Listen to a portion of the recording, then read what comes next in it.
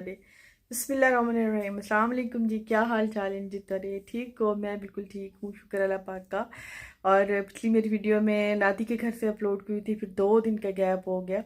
तो कमेंट्स आ रहे थे कि सिस्टर आपका व्लॉग नहीं आ रहा, तो मैंने सोचा कि आज आपको रीज़न बता दूं कि मेरी वैसे मैं दूसरे दिन घर आई थी, मैंने सारा काम भी किया और मेरा मतलब जैसे काम होते हैं वैसे मैंने किया और मैंने व्लॉग भी बनाया। लेकिन मेरे ससुराल की तरफ से ना एक ऐसी खबर आ गई इतनी अफसोसनाक कि एक मतलब बच्चा था 18 साल का और उसकी शादी को तकरीबन हुए थे 5 5 साल हो गए थे। माँ बाप ने ना जल्दी शादी कर दी थी।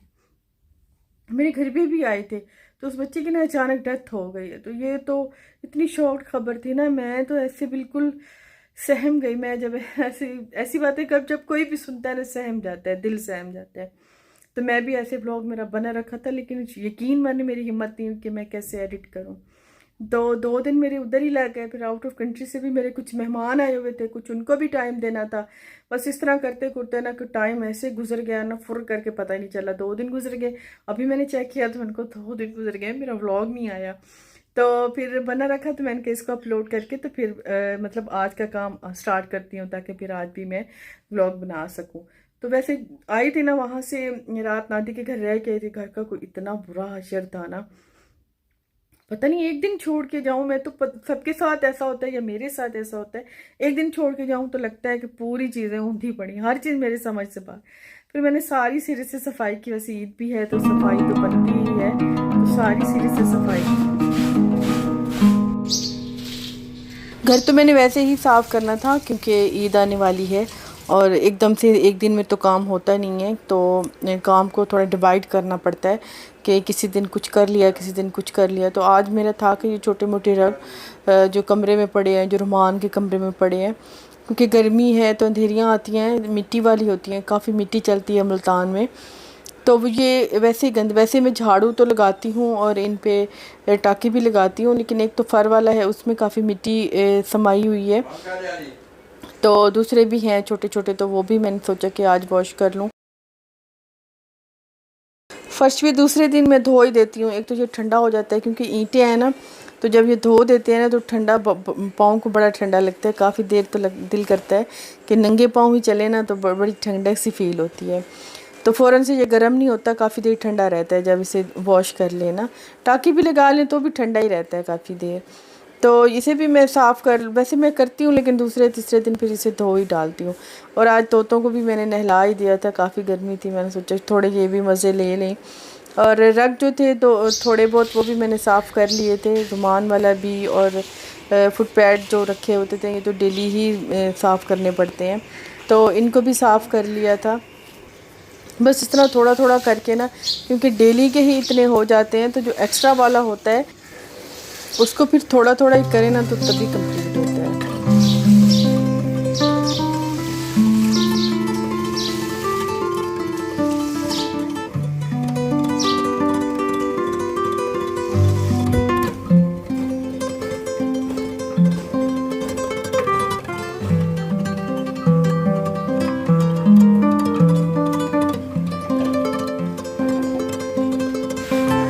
इसको साथ मैंने धोया है तो झाग थी, तो ये काफ़ी यहाँ पे भी काई जम जाती है क्योंकि पौधों का पानी भी यहीं से गुज़रता है। जब बारिश आती है छत का पानी भी यहीं से गुज़रता है, तो इस वजह से इतनी जल्दी, ये ईंटें हैं तो ईंटों में बहुत जल्दी ये काई आ जाती है। तो इसको फिर दूसरे तीसरे दिन अगर ब्रश से साफ़ कर लिया जाए ना तो ये बहुत अच्छे से साफ़ हो जाता है। वैसे काफ़ी लोगों के मुझे कमेंट्स आए हैं कि आप ना अपने सेहन का, अपने बरामदे का फ़र्श चेंज करा लें।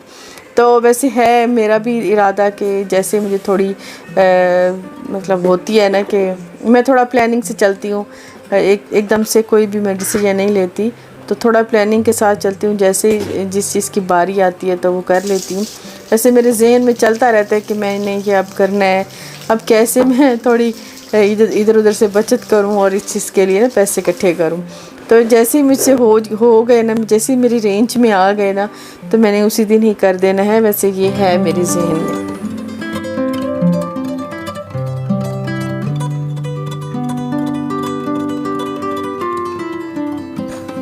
अच्छा, आज मैंने अपना सेहन और अपना जो एरिया है जहाँ पे मतलब मुंह धोते हैं, कपड़े धोते हैं, बर्तन धोते हैं, इन दोनों को मैंने बड़ा अच्छे से चमका दिया था। वैसे तो डेली ही धोते हैं, लेकिन अगर हफ्ते में एक बार सर्फ डाल के थोड़ा सा तेज़ाब डाल के इसको अच्छे से बाल्टियाँ, डब्बे और साबुनदानियाँ, टूटियाँ, इनको अच्छे से अगर साफ़ कर लेना तो हफ़्ता बड़ा अच्छा गुजर जाता है। हफ़्ता गुजर जाता है, फिर मतलब अगले हफ्ते कर लिया।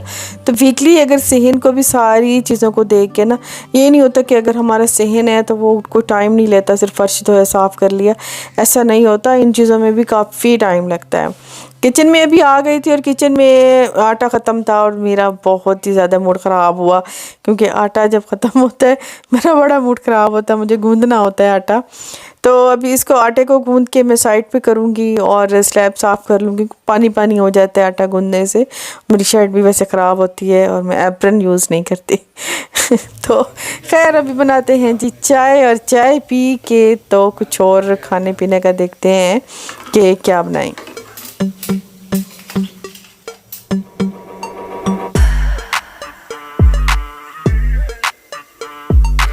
और चाय के साथ मैंने आज सोचा खाना नहीं बनाऊंगी, डेली खाना खाना, तो आज कुछ स्नैक्स सा कर लेती हूँ, शाम में कुछ खाना बना लूँगी। तो ब्रेड मैंने निकाल के साथ में मैंने सब्जियाँ निकाली थी, और शिमला मिर्च, टमाटर और प्याज, इनको मैंने छोटा छोटा चॉप कर लिया था। और ब्रेड पे अभी ये बहुत ही बनाने में बहुत ही ईजी है, झटपट बन जाते हैं। जैसे एक चूल्हे पे चाय रखें, दूसरे पे हम ये बना लें, तो एक तो मज़े का भी लगता है, थोड़ा डिफरेंट भी लगता है कि हर टाइम बंदा एक चीज़ नहीं खा सकता। बच्चे भी फिर जब चीज़ें ऐसी घर में नहीं बनती तो वो बाहर ही देखने लग जाते हैं। तो बाहर से बचाने के लिए तो थोड़ा बहुत तो हम ऐसे घर पे कर ही सकते हैं, जितना हमें आता है उतना तो हम कर ही सकती हैं। तो यहाँ पे मैंने प्याज, शिमला मिर्च और टमाटर, इनको बारीक चॉप कर लिया था, इनको मैं ब्रेड पे लगा लूँगी। और साथ में फिर मैंने सोचा कि अगर चिकन होता थोड़ा सा तो बहुत ही अच्छी बात थी। तो बहुत ही जहन लड़ा लड़ा के ना, चिकन है तो सही लेकिन वो फिर मुझे काफ़ी देर उसको डीफ्रोस्ट करना पड़ेगा, फिर उससे मुझे बोटी अलग करनी पड़ेगी, मसाला लगाना पड़ेगा। तो जब फ्रिज में जाके देखा तो कल वाला कबाब वाला सालन पड़ा था, उसमें से मैंने कबाब ले लिए और उनको मैंने ऐसे कट कर लिए। तो वो फिर ऐसे ऊपर डाल दिए थोड़े थोड़े। तो ऐसे भी ये है कि जो रखी हुई चीज़ होती है वो भी हमारी दोबारा से अच्छे से खाई जाती है। और क्योंकि जिससे मन भर जाता है ना, तो हम अगर उसे दूसरे तरीके से इस्तेमाल करने तो लग जाता है, खाना ज़ाया भी नहीं होता और हमें अच्छा भी लगता है, बच्चों को भी अच्छा लगता है। तो इसके ऊपर जो है वो मैं चीज़ डाल दूँगी और इनको मैं पैन में हल्का सा बस ऐसे टोस्ट कर लूँगी और ये बन जाएंगे, इतने अच्छे से बनते हैं।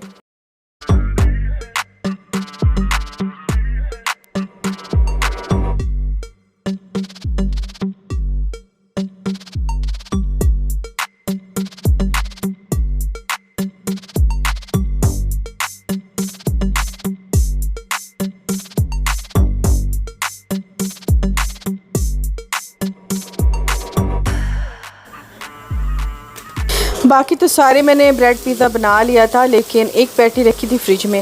फ्रिज भी आहिस्ता आहिस्ता फ्रीज़र जो है ना उसको ज़रा खंगाल रही हूँ, खाली कर रही हूँ। मैंने सोचा कि ये भी लग जाएगी, एक पैटी के साथ बना लेती हूँ सैंडविच सा, और एक बना लूँगी ब्रेड, बाकी सारे ब्रेड पिज़्ज़ा बना लूँगी।